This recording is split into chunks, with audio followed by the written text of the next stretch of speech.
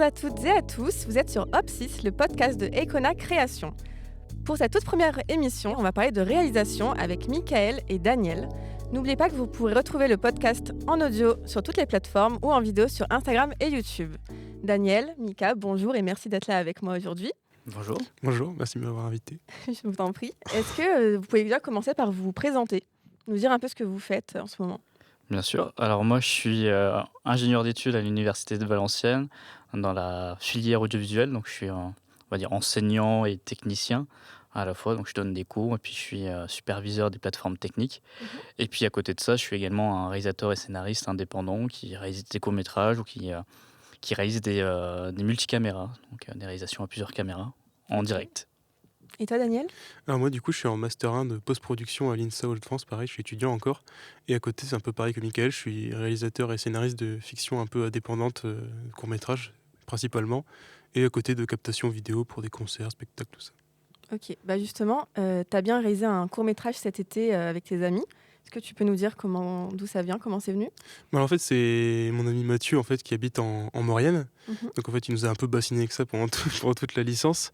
Du coup à la fin on s'est dit que ce serait cool de faire un projet avec donc 2-3 potes, donc Célestin, Langrenet, tout ça. On sait que ça pourrait être cool de faire un projet dans des décors comme ça chez lui, vu qu'on aurait potentiellement un logement, tout ça, ce serait plus pratique. Donc c'était assez cool, le projet c'était vraiment de faire un film un peu d'aventure comme les Goonies, donc l'inspiration c'est dans le titre, ça s'appelle Les Gooniaf. Donc c'est 3 personnages qui cherchent un trésor perdu en Maurienne. Donc ils vont résoudre des énigmes, tout ça. Bon, c'est un peu comme les Goonies quoi, au final, mais adapté à la Maurienne. Et nous, ça nous fait plaisir d'avoir pu écrire un court-métrage comme ça qui est plus long que ce qu'on fait d'habitude. Ok. Justement, je vois sur ta chaîne YouTube que tu t'exerces à plein de formats différents. Est-ce que tu en as un préféré par hasard? Alors évidemment, je pense que ce que je préfère, c'est la fiction. Parce que moi, je me destine plutôt à faire réalisateur si j'y arrive. Après, à part ça, moi, je suis plutôt ouvert à tout. Je sais que j'avais déjà essayé de faire du journaliste reporter d'image en L1 pour mon stage. Et c'est vraiment quelque chose qui m'a bien plu. Je suis dans une petite télé, donc c'était une petite équipe et j'avais pu quand même pas mal manipuler le matériel, le montage, tout ça, donc c'était plutôt cool. Après, j'aime bien aussi les captations vidéo que je fais de spectacles, de galas de danse. En fait, moi, j'aime bien bouger et jamais faire la même chose, quoi. Mais les fictions en priorité quand même. Ok. Écoute, Mika, je te retourne la question. On te connaît pour être multicasquette, donc est-ce que tu as un genre de prédilection? Comme Daniel, je dirais la fiction, parce que c'est ce qui m'a lancé dans ce milieu au départ. Quand je suis venu faire mes études ici à Valenciennes, c'était avant tout pour faire du cinéma plus tard. C'est ce qui m'intéressait le plus. Après, j'ai découvert le journalisme, forcément, puisqu'on y passe dans le cadre de la formation. Et puis, j'ai découvert aussi la réalisation multicaméra en direct, donc c'est-à-dire tout ce qui va être concert, spectacle, théâtre, sport, et qui est réalisé du coup en direct avec une multitude de caméras, et on a un réalisateur derrière qui va choisir l'image qui sera affichée chez le téléspectateur. Et donc ça, c'est très intéressant puisqu'il y a une pression. On n'est pas comme en fiction où on tourne, on prend le temps de choisir notre cadrage, etc. Non, là, on est en direct, il faut tout gérer en même temps, les équipes derrière les caméras, le son, le script qui nous dit ah, attention, ça va être autour de telle voiture qui va apparaître à l'image, etc. Donc c'est vachement impressionnant à faire. Et il y a une pression à gérer aussi. Donc Sûr. moi, j'aime beaucoup cette partie-là. Mais la fiction reste quand même ce que je préfère le plus. Petite question un peu bateau, mais c'est quoi pour vous un bon réalisateur? Il y a beaucoup de choses. Alors après, ça va dépendre du type de réalisateur qu'on a envie d'être. Est-ce qu'on a envie d'être le réalisateur scénariste, producteur, enfin celui qui a toutes les casquettes, qui va un peu tout gérer, tout superviser, ou celui qui est vraiment que à la supervision de l'équipe et être à la réalisation en elle-même, c'est-à-dire la gestion des acteurs et la gestion un peu technique. Moi, j'aime bien être celui qui dirige les équipes et qui dirige les acteurs. Un peu moins fan de l'écriture de scénario, puisque c'est pas ma grande spécialité. Moi, je préfère être sur le plateau de tournage, donc en amont, penser les plans et après être sur place pour parler avec les équipes techniques, voir ce qu'on peut réaliser, ce qu'on peut faire techniquement parlant. Et puis à la gestion des acteurs, parce que c'est toujours bien de parler avec les acteurs de ce qu'on a écrit, de ce qu'on veut faire ressentir au spectateur qui verra le film à la fin. Moi, je suis plutôt d'accord avec Mickaël sur les aspects techniques. Donc moi, je suis plutôt justement réalisateur. Je préfère avoir le côté scénario et un peu déléguer tout ce qui est direction d'acteur, même si je donne mes consignes. Et après, pour un niveau plus artistique, pour moi, un bon réalisateur, c'est plus quelqu'un qui sait transmettre des émotions par l'image, en fait. Même avec, du coup, un bon scénario. Moi, je pense qu'il n'y a pas de bon film sans bon scénario. C'est important de comprendre le découpage technique et de savoir travailler ses plans. On peut faire un plan avec une grue, mais s'il ne signifie rien derrière, ça n'a aucun intérêt. Donc on peut avoir des moyens techniques importants et être un très mauvais réalisateur. Aussi, oui. Ouais, c'est ça. Alors pour toi, Mika, tu as un projet intitulé Nos Sens, qui a eu un franc succès, on peut le dire, je pense. Oui, un petit peu. D'où ça vient? Comment est-ce que ça a vu le jour? Alors ça a commencé quand j'étais étudiant, tout simplement. J'étais en 2e année de fac. J'avais cette histoire que j'ai réellement vécue en partie, parce que forcément un scénario n'est jamais 100% la réalité. Donc j'avais cette histoire qui m'a touché personnellement, et puis j'avais écrit une première version de scénario parce qu'on m'avait dit mais si écris ton histoire, tu verras, ça va te libérer un peu. Donc je l'avais écrit, ça a donné un scénario parce que c'est ce qui avait été plus simple pour moi d'écrire à ce moment-là. Puis c'est rentré dans un placard, ça y est resté pendant 4 ans. Okay. Puis c'est ressorti en plein confinement, puisque j'avais un ami qui se lançait dans le stand-up et qui voulait aussi faire du cinéma. Et il m'a dit t'as pas des exemples de scénarios pour que je vois un peu comment ça s'écrit? Et puis il a commencé à réécrire, puis je me suis dit c'est super intéressant ce qu'il écrit, je vais compléter. Et puis on a écrit comme ça pendant 1 an. Et en parallèle, je me suis dit et si on le faisait, si on le produisait? Donc on a commencé à produire, donc je suis allé chercher 2 amis à moi qui étaient encore étudiants à l'époque pour faire la production du film. Et puis donc là on est en septembre 2020, donc on est juste avant le 2e confinement, et on commence à réfléchir à comment on va produire ce film. On n'en est qu'à la V3 ou V4 de scénario, on va finir en V13 de scénario. Wow. Donc il y a beaucoup de réécriture. Et puis on va continuer jusqu'en juin 2021, où là aura lieu le tournage. 3 jours de tournage pour un 27 minutes. Okay. C'est pas beaucoup de temps. C'est clair. C'est vraiment pas beaucoup de temps. Quand on sait qu'au cinéma, on est plutôt à 1 à 2 minutes utiles tournées par jour. Bon, nous, on était plutôt à 7 à 8 minutes utiles par jour. On fait mieux que les séries. Ah bah là, niveau productivité... Alors, on était très fort. Mais bon, on avait des contraintes d'acteurs qui faisaient qu'on ne pouvait pas tourner plus que 3 jours. Donc, on a tout fait rentrer au chausse-pied sur 3 jours. Et c'est passé. Et puis après, on a eu une très très longue phase de post-production, puisque comme c'était un film autoproduit et bénévole, on ne pouvait pas exiger des personnes qui travaillaient sur le film d'être à 100% dédiées à celui-ci. Ok. Est-ce que je peux poser une question du coup? Oui. Comment tu fais pour rechercher des financements pour un film comme ça du coup? Parce que moi j'avoue j'ai jamais fait, je suis plutôt guérilla filmmaker on va dire. Mais... alors c'était un film qui traite de l'homophobie, de l'homosexualité, etc. Donc c'était plus facile de rechercher des financements. On a demandé à l'université déjà de Valenciennes de financer le film. C'est un sujet qui parle à tous les étudiants, donc ils nous ont aidés à financer. Ça a été la même chose pour le Crous de Lille, qui a aussi financé le film. On a eu des aides locales, donc de la ville de Valenciennes, de la métropole de Valenciennes via le CLAP, qui a une structure qui finance des projets. Et puis après, c'est de l'autoproduction, c'est-à-dire que moi, j'ai apporté personnellement de l'argent dans le projet. Et puis après, tout le bénévolat des personnes qui ont travaillé sur le film. Et puis l'université aussi qui nous a prêté beaucoup d'équipements. On a loué de l'équipement vidéo et lumière. Il y en a aussi beaucoup emprunté à l'université, ce qui nous a permis de rester sur un budget inférieur à 8 000 €. Ok. Donc on sait combien de temps ça a duré et combien de personnes est-ce que ça implique, un projet de cette ampleur? Il faudrait compter au générique combien de personnes il y a, mais on doit être entre 40 et 50 personnes, je pense. Ok. Au moins. Du coup, Daniel, tu parlais du 48 heures du cinéma, donc tu y as participé. Du coup, qu'est-ce que tu penses de ce genre de projet? Moi, j'aime beaucoup. Donc, j'ai fait ça j'ai découvert ça l'année dernière, donc je l'ai fait avec des amis, pareil, comme d'habitude. J'avais un résultat qui était plutôt bon, je trouvais, par rapport... c'était la première fois que je faisais un 48 heures. Donc, en fait, on tire le thème le soir même pour le dimanche soir. Donc, c'est plutôt stressant, là, pour le coup, en termes de pression. J'avoue que j'ai stressé pendant 1 mois et demi avant de me dire j'espère que je vais pas tomber sur un thème irréalisable. Parce que c'est quand même un coût de participer à ça, parce qu'il y a quand même des frais d'inscription. Mais au final, je trouve que la première participation, c'était plutôt sympa à réaliser. Le court-métrage, il nous plaît à tous. Mhm. On a même pu remporter un prix aussi avec ce court-métrage-là. Ah oui, lequel? Alors en fait, vu qu'il y a des accessoires et des personnages imposés, nous on a gagné celui de la meilleure utilisation de l'accessoire imposé en fait. Super. Donc c'était plutôt cool en fait pour une première participation de gagner un truc. Même si c'était pas forcément l'ambition à la base, même cette année, moi je participe plutôt pour dire de faire un court-métrage. Mhm. Ce qui est bien avec le 48 heures, c'est que en 2 jours, on a un produit fini qu'on peut montrer. Et là, cette année, c'est pareil, ça s'est plutôt bien passé. Bon, du coup, j'ai moins stressé parce que je savais comment ça se passait. On a pu préparer un peu en avance, recruter, faire une liste un peu d'acteurs qui pourraient jouer, qu'on a contacté le vendredi soir après avoir écrit le scénario. Donc au final, non, c'était plutôt une bonne expérience et je suis content de l'avoir fait encore cette année. Ça t'a stimulé? Ouais, c'est plutôt cool en fait de faire ça, même pour la réalisation, ça force à travailler déjà en équipe et puis aussi à gérer la pression. C'est Oui, c'est j'imagine. plutôt bien pour apprendre. Oui. Est-ce que tu y as déjà participé, toi? Alors, non, jamais. J'ai déjà participé à un 48 heures, mais qu'on avait créé, nous, dans notre classe à l'époque, quand j'étais étudiant. Ok. Donc, c'était vraiment sympa. Je confirme ce que dit Daniel. C'est vraiment super intéressant comme expérience.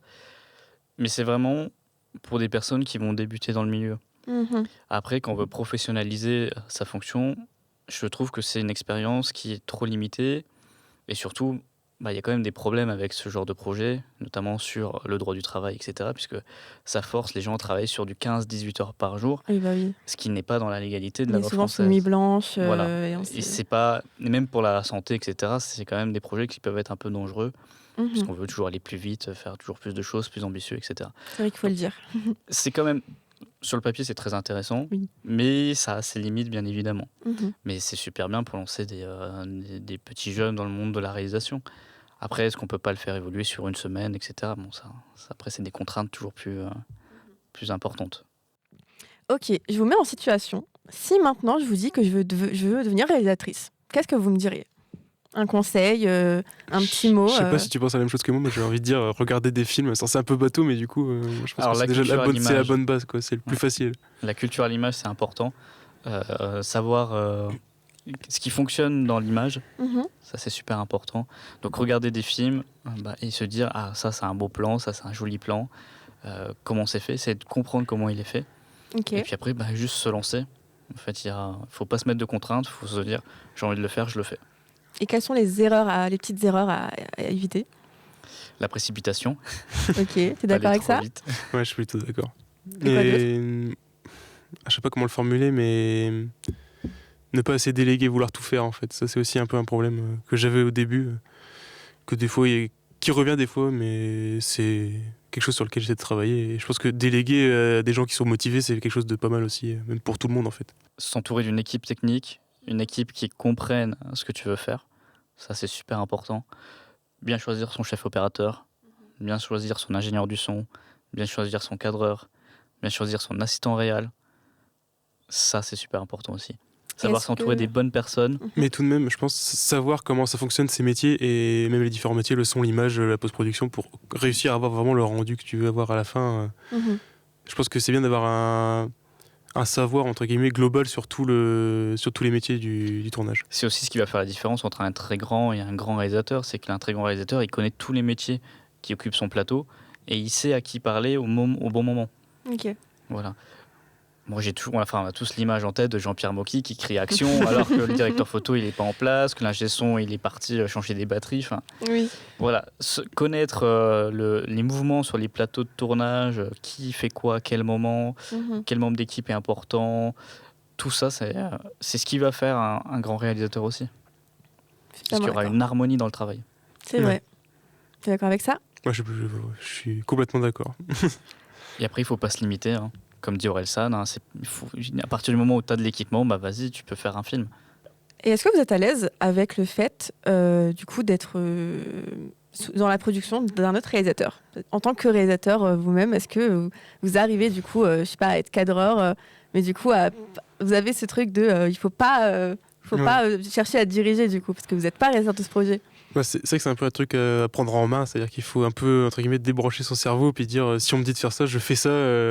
Sans donner son Puis, avis, du coup. On peut donner son avis si vraiment on Ah voit oui. qu'il y a une grosse galère, c'est-à-dire que je mentionnais Célestin tout à l'heure, c'est un peu ce que tu disais comme ton assistante réelle, c'est quelqu'un qui est quasiment tout le temps sur mes projets et en retour, quand il en fait, j'essaie d'être là pour l'aider au maximum ou pour lui donner un coup de main, quoi, simplement. C'est la même chose.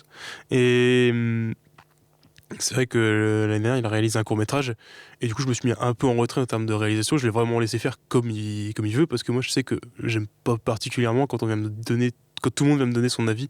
C'est que quand il y a 10 personnes qui commencent à donner son avis, à dire moi j'aime pas ça, parce que ça commence à être un peu agaçant sur la durée. Donc c'est vrai que j'essaie d'un peu de me mettre en retrait. Si vraiment il y a un gros problème que je trouve qu'il faut résoudre, je le dis. Mais sinon, ouais, faut un peu débrancher son cerveau puis y aller, quoi.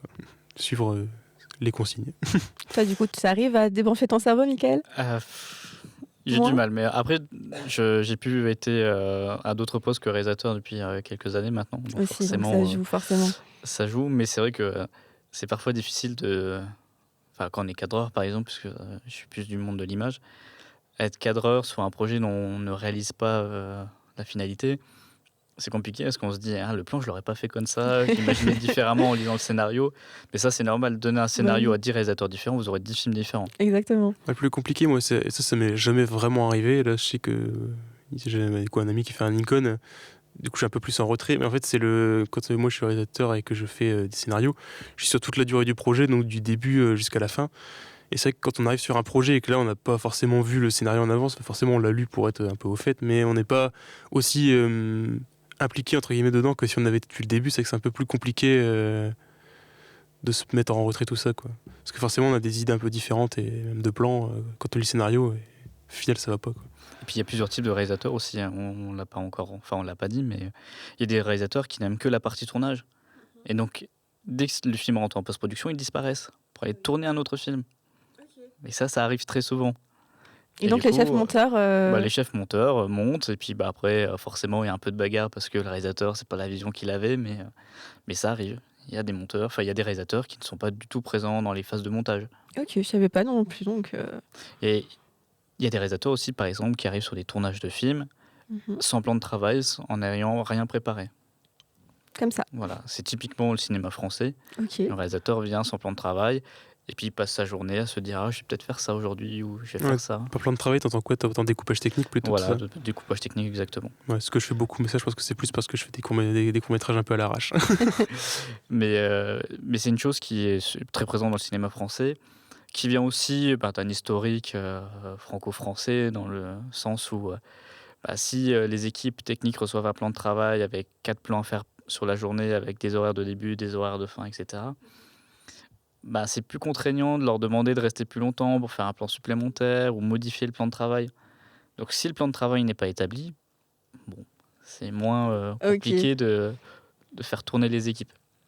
Justement, Daniel, t'es quel type de réalisateur, toi? Alors, moi, j'essaie de m'ouvrir un peu à tout, entre guillemets. C'est vrai que du coup, sur mes premiers courts-métrages, j'ai pas du tout de découpage technique. C'est vrai que je voyais un peu quand j'écrivais le scénario, j'ai voyé les plans en tête et je me suis dit, si je trouve des idées en plus, je les ferai. Donc c'est un peu ce que tu disais, qu'on a le temps de tourner un peu plus longtemps, du coup, même si des fois on a des contraintes de lumière, de jour, de nuit, tout ça. Mais pour mon dernier court-métrage, du coup, cet été, ça, j'ai préparé un peu plus en amont, en amont entre guillemets, c'était souvent la veille au soir, le découpage technique pour vraiment gagner du temps et pas perdre de temps à réfléchir comment poser la caméra. Donc c'est vrai que, en fait, penser au plan, c'est bien parce que t'as l'image du plan final. Mais c'est que quand on pense découpage technique, on a plus l'aspect technique qui rentre du coup en jeu pour savoir comment placer les lumières, les caméras et combien de temps ça va prendre aussi. Donc c'est vrai que maintenant j'ai envie de dire que je préférais avoir plus souvent un découpage technique pour gagner du temps, quoi, après. Et du coup peut-être avoir le temps ensuite de rajouter des trucs si j'ai envie d'être plus créatif, quoi. Mais sinon, t'es présent pendant toutes les phases, tout le processus. Ouais, moi du coup je suis plus présent sur toutes les phases parce que j'aime bien avoir pas la mainmise, mais j'aime bien avoir c'est ton petit projet, quoi. Donc ouais, c'est ça, j'aime bien avoir que le scénario il soit bien comme je veux, que le tournage se passe un peu pareil. Et moi, souvent je fais le montage quand je réalise. Ok. Parce que je suis en post-production, donc moi, si jamais j'arrive pas à faire réalisateur, j'arrive à faire monteur sur des fictions. Donc j'aime bien me former aussi quand je fais du montage, mais quand je suis pas monteur, j'aime bien quand même être à côté pour voir si ça va, parce que du coup forcément, vu que je monte souvent, j'ai souvent le montage qui se fait un peu dans ma tête quand je tourne. Donc j'aime bien regarder ce qui se fait, quoi. Ok. Et moi, toi, je peux que confirmer ce que vient de dire Daniel. Moi, je suis pareil, j'aime tout contrôler, donc forcément, je suis de l'écriture jusqu'à la dernière phase de post-production. Nos Sens, typiquement, j'ai été co-monteur dessus. Et j'ai suivi toutes les étapes, la création, enfin la composition musicale, le mixage son, le montage son. J'étais à la validation de tout. Ok. Donc forcément, je comprends ce que dit Daniel et je valide à 100%. Est-ce que c'est une bonne idée? Pas toujours. Ouais, non. J'allais y venir justement. Vous arrivez du coup à prendre quand même un peu de distance, à pas être pas trop impliqué parce que forcément c'est vos projets, donc vous êtes naturellement investi dedans. Mais est-ce que vous n'êtes pas trop investi? Vous arrivez à faire la part des choses justement? Alors moi, c'est un peu plus galère. C'est vrai que j'avoue que c'est un peu sur le truc sur lequel je dois encore travailler. J'ai encore beaucoup à apprendre. Et c'est des métiers de Et, passion aussi, donc forcément. Ouais, c'est ça. Donc je suis souvent sur le projet à fond dedans et c'est vrai que je galère un peu plus à déléguer. Donc c'est un peu ce qu'on m'a reproché des fois par le passé, sur lesquels j'essaie de travailler, même si c'est souvent un peu difficile quand même sur un 48 heures par exemple. J'ai l'idée qui se fait pour que j'essaie d'être le plus efficace possible. Donc j'essaie de... Vu que moi je sais comment je travaille, je sais que je vais réussir à la fin à avoir ce que je veux et c'est un peu plus compliqué, voilà, l'aspect humain, quoi. C'est un peu sur lequel j'ai des problèmes encore, mais j'essaie d'y travailler, quoi. Mais ça, c'est normal, c'est le début. Moi aussi, j'ai eu... on a toujours un problème de recul lorsqu'on travaille sur des projets aussi importants. Sur nos sens, j'en ai eu moins puisque j'avais une grosse équipe derrière moi, dont les postes étaient des gens que je connaissais quand même et qui avaient un bon background, donc j'avais toute confiance en eux. Là où j'ai le plus de mal, c'est, on va dire, la partie post-production au niveau du montage. C'est pour ça qu'au départ, je montais tout seul et j'ai pris un co-monteur pour finaliser le montage, puisque quand ça rend pas comme on veut, ça rend pas comme on veut. Et on aura beau tourner le montage dans tous les sens, ça marchera pas. Ce qui est raté au tournage est raté au tournage et c'est malheureux, mais bon. Et du coup, j'ai pris un co-monteur. Et puis on a finalisé ensemble le court-métrage. Et pour rebondir sur ce qu'a dit Daniel juste avant, avoir le montage en tête, c'est bien, et ça fonctionne quand on fait des 4-5 minutes. Quand on commence à passer sur les 30 minutes, on se rend compte finalement que des scènes qu'on a écrites dans un certain ordre ne fonctionnent pas au montage. Et sur nos sens, il y a des scènes qu'on a inversées, puisque ça ne fonctionnait pas. Ok. Et ça, en fait, ça arrive tout le temps, à partir du moment où on est sur un long-métrage. Des séquences sont montées dans un ordre totalement différent de ce qui avait été écrit dans le scénario. Nous, la scène finale, qui fait 3 minutes 30 à peu près dans le montage final, au tournage, elle fait 8 minutes. Mhm. On a coupé 5 minutes 30 dans notre séquence finale. C'est beaucoup. C'est énorme. Ouais, c'est énorme, mais c'est dur de le faire. Mhm. Parce qu'en plus, le jeu d'acteurs, les deux acteurs sont monstrueux dans cette séquence et on a juste envie de les voir jouer, d'en profiter. Moi, je sais que sur le tournage, j'ai la moitié de mon équipe qui a fini en pleurs sur cette séquence. Et de se dire de le supprimer, ou en tout cas d'en supprimer une bonne partie, ça fait mal au cœur. Ça fait un peu mal au cœur. Mais ça rend la séquence tellement plus forte que on peut être que content à la fin. C'est le moment où il y a les avis extérieurs qui entrent en jeu, quoi. Il y a un moment, il faut un peu laisser de côté, faire une première version. Et il faut quand même demander des avis extérieurs, même à des gens qui... Moi, j'aime bien demander à des gens qui se connaissent pas forcément, parce que c'est des gens qui regardent des films, mais qui n'ont pas forcément l'aspect technique derrière. Donc, ils vont avoir un avis beaucoup plus franc sur t'aurais dû couper là, ça marche pas trop bien là. Donc, même si on a plusieurs tests, voir ce qui marche le mieux. Moi, j'aime bien demander beaucoup d'avis extérieurs, même si...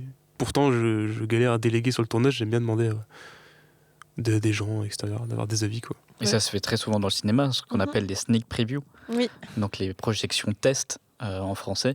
Et nous, on en a fait une sur nos sens. Ok. Voilà, donc on a fait une projection, il y avait une vingtaine, trentaine de personnes qui étaient présentes dans la salle et qui nous ont fait un rapport de ce qu'ils pensaient du film, les séquences qui fonctionnaient pas, celles qui fonctionnaient mieux, à quel moment c'était trop lent, trop rapide, est-ce que le rythme était bien.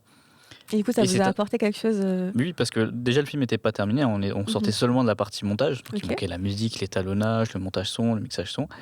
Et puis ça nous a apporté des choses. Il y avait des informations qu'on avait déjà par nous-mêmes, on savait déjà que ces séquences-là, elles fonctionnaient moins bien, mais on pouvait plus rien faire pour les améliorer, etc. Et puis sur certains détails, on a pu enlever 2-3 images par-ci, augmenter 2-3 images par-là pour essayer de compenser parfois certains manques ou certains ressentis qui n'étaient pas forcément les bons pour le spectateur.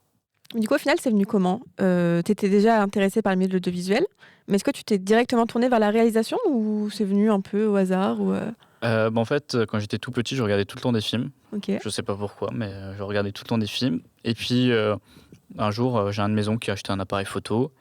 Et alors, j'ai pas commencé par faire des films à proprement parler, j'ai commencé à faire du stop motion. Ok.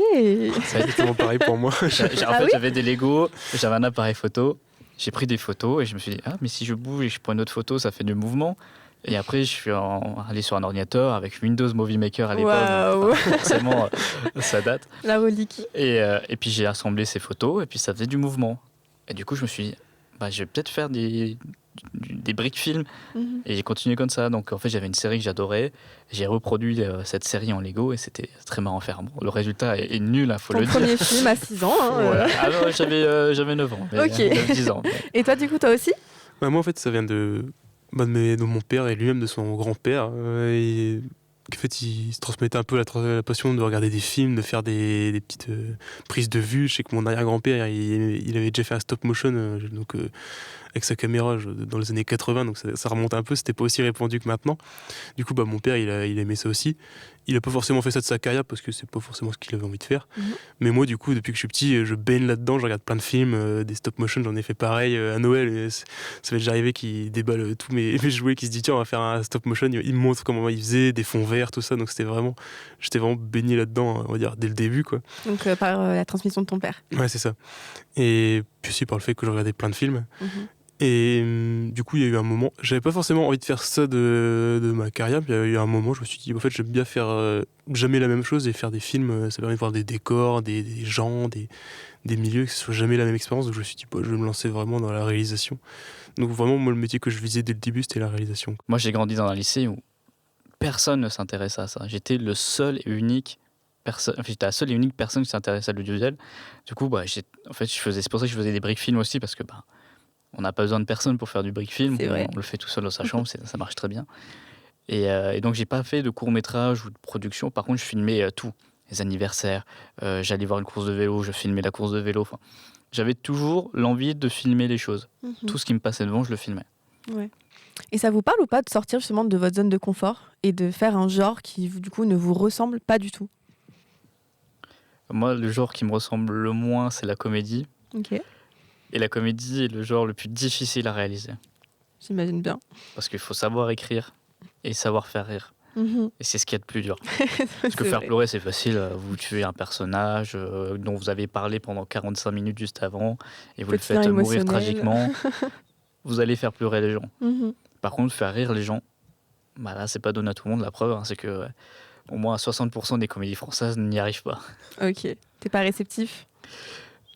Je suis très réceptif à l'humour, mais quand c'est pas drôle, c'est pas drôle. Il faut le dire. Faut être honnête. Et toi, du coup? Moi, j'aime bien forcément la comédie, du coup. Et après, j'aime bien aussi de temps en temps sortir en faisant des drames. Donc, c'est plus ou moins réussi parce que j'en ai pas fait beaucoup. Mais ce que j'aime bien aussi dans les 48 heures, c'est ça, c'est qu'en fait, on a un thème qui est pioché au hasard. Et donc, même pour les 3 quarts de cinéma, l'année dernière, il y avait eu romance. Je sais que j'en fais jamais. Et Du coup, t'aimes bien un peu ce côté challenge? ouais, ça challenge un peu. Forcément, après, le résultat, il sera pas forcément à la hauteur de ce qu'on aurait fait si on avait eu. Un choix libre. Ouais, c'est ça. Mais ça force quand même à sortir, à expérimenter différentes choses. Au final, ça fait gagner de l'expérience. Donc, moi, je trouve que c'est bon à prendre. Mhm. Moi, je suis d'accord sur ce genre de concours. C'est super intéressant parce que ça permet de sortir sa zone de confort. Alors après, parfois, les thèmes sont un peu, pas dire pompeux, mais ils bloquent un peu. Moi, ce que je préfère, c'est plutôt avoir un objet à insérer, des contraintes plutôt qu'un thème. Alors, en mot de la fin, tu l'avais déjà cité, mais du coup, Orelsan dit pour faire un film, t'as juste besoin d'un truc qui filme. Vous en pensez quoi? Moi, je peux que être complètement d'accord vu que c'est ce que je fais depuis le début. Donc, moi, j'ai ma caméra, j'ai mon matériel que j'ai un peu acquis au fur et à mesure. Donc, en termes de matériel, on parle pas d'une perche propre et compagnie. Là, on parle de deux perches à selfie que j'ai vissées entre elles et que j'ai mis un rod au bout. Mais ça fait le travail, donc ça permet d'avoir. Moi, je trouve que le son, c'est presque plus compliqué d'avoir un bon son qu'avoir une bonne image. Mais oui, moi je pense qu'il faut pas se limiter au matériel à dire j'ai pas la dernière FX3, si t'as une caméra ou même un téléphone, faut y aller, quoi. C'est l'important, je pense que les gens retiennent, c'est les idées. Le gros des gens vont retenir plus l'histoire et ce qu'il y a derrière, les émotions qu'on a transmises, plus que les plans presque au final. Ça c'est vraiment plus pour les puristes, je pense. Même si ça aide beaucoup la narration. La phrase d'après, c'est dire j'ai pas de matos, pas de contact, c'est un truc de victime. Alors c'est une question que je me suis beaucoup posée parce que j'adore Orelsan, donc la phrase je l'entends souvent. Pour le matos, je suis d'accord. Après pour les contacts, si on veut vraiment faire ça du monde professionnel aujourd'hui, sur YouTube, on aime bien dire qu'on peut mettre les contacts sur YouTube, mais c'est compliqué d'avoir une visibilité au vu du fait que tout le monde fait ça maintenant. Donc je pense que c'est quand même bien d'avoir quelques contacts sur lesquels se reposer. Même pas forcément des gens qui travaillent déjà dans le milieu, qui ont 50 ans, mais même moi je sais que j'ai des amis qui ont travaillé sur quelques fictions, même en stage. Et c'est déjà des contacts qui peuvent m'aider à avoir d'autres gens et concrétiser des projets que j'aurais pas pu faire avec les personnes avec qui je travaille habituellement. Donc je pense qu'avoir des contacts, c'est quand même plutôt bien. Là, je parle peut-être plus parce que j'ai peur de mon avenir et que je suis pas sûr de faire ce que je veux, mais je pense que c'est quand même bien d'avoir pas mal de contacts après. Moi, j'adore cette phrase, mais en même temps, je trouve qu'elle est un peu vieille. On est, comme Daniel l'a dit, dans un contexte où aujourd'hui, tout le monde peut avoir une caméra, tout le monde peut faire des films. Mais il y a un autre contexte à prendre en compte, c'est qu'aujourd'hui, les festivals de courts-métrages sont envahis par des productions professionnelles. Oui. Et c'est difficile, quand on est un jeune débutant qui n'a pas beaucoup de matériel, de faire un film de très bonne qualité qui rivalise avec des productions professionnelles. Et aujourd'hui, ça devient problématique. Il y a vraiment un marché du film court-métrage professionnel. Le Nikon, typiquement, c'est ça. Moi, cette année, j'ai un ami du coup qui participe et moi, je pense peut-être y participer, mais pas dans le but de gagner, parce que forcément, le Nikon, quand on regarde ceux qui ont gagné l'année dernière, c'est produit par des énormes productions pour un film de 2 minutes. Même moi, j'avais déjà concouru avec mes courts-métrages amateurs à un festival qui s'appelle Jeunesse en cours. Et en fait, quand tu regardes le palmarès, c'est que des films qui sont genre nommés à l'Alpe d'Huez, tout ça, donc tu fais, j'ai aucune chance. Et ouais, c'est ça, c'est difficile d'avoir... J'avais déjà réfléchi à me dire comment en fait un festival pourrait faire pour vérifier que ce soit pas des énormes productions, mais en fait c'est quand même très compliqué, je pense, à mettre en place. Il y a des festivals qui vont jouer sur la jeunesse des réalisateurs de 18-25 ans par exemple. Mais c'est rajouter des contraintes et refermer en fait le festival à une certaine catégorie très spécifique. Et c'était pas l'idée qu'on en faisait quand on lançait les festivals de court-métrage. Nos Sens, nous, on l'a inscrit dans une quantité de festivals assez impressionnante. Et quand on regarde la sélection, je comprends qu'on ne soit pas sélectionné. C'est que des films qui aujourd'hui sont nommés, présélectionnés pour les Césars 2026. Qu'est-ce qu'on peut faire, nous, face à ça ? C'est ça, c'est malheureux. Donc bon, il y a un marché du court-métrage professionnel qui est en train de se mettre en place, qui peut être un peu dangereux si on veut faire découvrir des jeunes réalisateurs. Alors merci YouTube encore d'exister, même si ça limite quand même, et c'est pas forcément l'idéal. Parce qu'on ne fait pas un film pour le voir que sur un téléphone portable. Être en projection avec des personnes, du public dans une salle, pouvoir échanger du film, c'est toujours mieux. Mais merci YouTube d'exister, de permettre de faire vivre des films qui n'auraient peut-être pas vécu sans ça. Ouais, maintenant les festivals ou même les concours, comme je fais d'habitude, c'est plus un prétexte pour faire plutôt que pour gagner vraiment quelque chose et être découvert, quoi. Moi je pense que pour être découvert, il faut d'abord créer des courts-métrages, des films et tout ça, plus que gagner des prix, je pense. C'est vrai que même pour le 48 heures, du coup cette année j'en ai fait 2 en septembre et en octobre. Et il y a quand même des gens qui reviennent, donc au final ça crée un peu un réseau de gens que tu vois régulièrement, ce qui est déjà plutôt cool, mais c'est vrai que les festivals c'est plus trop l'endroit pour découvrir des jeunes réalisateurs, je pense. Là où on peut encore en découvrir, c'est sur des festivals qui restent vraiment très locaux, sur un département, sur une région. Forcément, la production étant éparpillée sur la France entière, quand c'est local, il y a à la fois de l'amateur et du semi-professionnel, voire du professionnel qui sont là. Après, le problème de ça aussi, c'est que des fois, quand c'est très local, t'as le jury qui est entre jeu qui, du coup, est plus forcément à la hauteur de ce qui est proposé. Genre, c'est le maire du village, le mec du coin qui juge, c'est un peu plus galère, du coup. Pour revenir sur la phrase d'Orelsan au départ, c'est vrai que, oui, si t'as une caméra, tu peux filmer. Mais aujourd'hui, il y a des choses qui se font pas, qu'on peut pas faire si on n'a pas du matériel professionnel, notamment, comme disait Daniel, le son. Aujourd'hui, le son, c'est quelque chose qui reste quand même vraiment professionnel, techniquement un peu complexe. Tout le monde ne peut pas se permettre de faire un court-métrage avec du son de bonne qualité. Et même parfois, des productions un peu semi-professionnelles ont un son de mauvaise qualité. C'est vraiment la partie qui est la plus difficile pour moi dans une production. Ouais, je suis d'accord avec ça. Et l'éclairage, il faut quand même s'y connaître un petit peu. Il ne suffit pas juste d'acheter des lumières pour faire de l'éclairage. C'est clair. Rappelez-nous un peu vos chaînes YouTube, où est-ce qu'on peut vous retrouver et retrouver vos projets ? Alors moi j'ai 2 chaînes YouTube du coup, donc j'ai la mienne où c'est Daniel LT pour c'est mes initiales. Et t'as une Et sorte après, de j'ai collectif, un collectif du coup avec mes amis. Donc ça, c'est Le Placard Production, donc il y a une chaîne YouTube et dessus, il y a une majorité de mes courts-métrages qu'on peut retrouver, quoi. Ok. Et toi, du coup? Alors moi, c'est Michael Weber, tout simplement, comme mon nom et mon prénom. Et puis dessus, on va retrouver tous les courts-métrages que j'ai réalisés notamment, enfin les derniers. Et puis après, il y aura des liens, enfin des playlists qui vont renvoyer vers notamment toute la partie clip que j'ai travaillé avec Captain Boogie à l'époque. Et après, il y a, si vous cherchez sur Internet, toutes mes réalisations multicaméra. Donc on va retrouver vos chaînes YouTube en description de la vidéo. Écoutez, merci infiniment pour cette discussion. Merci pour Merci l'invitation. pour l'invitation, c'est Et super gratifiant en tout cas. Il n'y a pas de souci. J'ai hâte de voir vos futurs projets et je suis sûre que vous nous réservez de belles surprises à l'avenir.